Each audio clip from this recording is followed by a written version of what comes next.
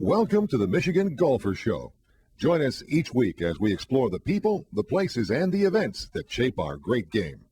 Here with us today is one of the inductees in the Michigan Golf Hall of Fame from Mount Pleasant, the Big Bomber, Danny Joe Pohl, winner of 2 Michigan Amateurs, and then went on the PGA Tour and fired some of his best rounds on the best courses in America. Danny Joe plays those courses real good. Well, I'm just trying to follow in your footsteps, Jack. But no, it's good to be here. This is quite an honor. Well, Dan is getting himself in condition for the Champions Tour when he turns 50 next year, after playing a very long time on the PGA Tour and going through.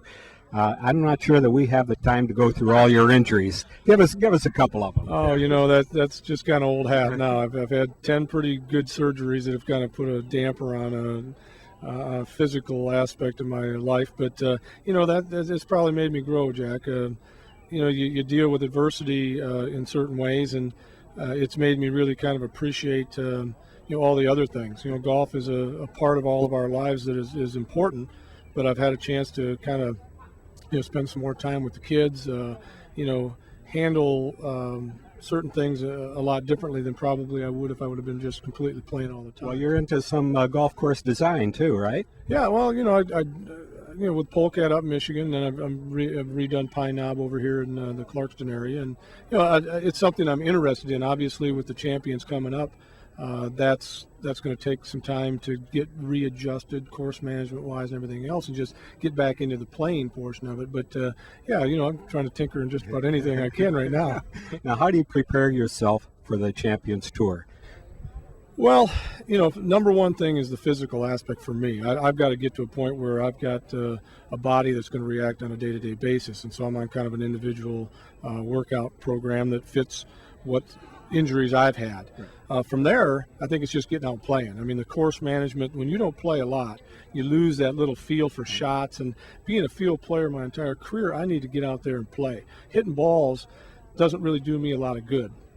I can stand and, hit some shots and things, but I need to really feel like I can control the distance, control the pace, and then basically just get under the gun. I mean, you got to get out there and need putts, hit shots, in front of the crowds again, and really feel comfortable in that situation. And, I'm looking forward to getting out there, get back with the guys that I've played a lot of golf with, but I've got some work to do, and I know it, and it's going to be fun preparing myself for that venture.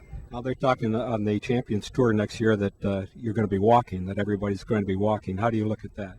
Well, obviously a few years ago I'd have said, man, I want the cart. I mean, my body was just such that I didn't feel that the comfort level of walking, consistently was going to be there.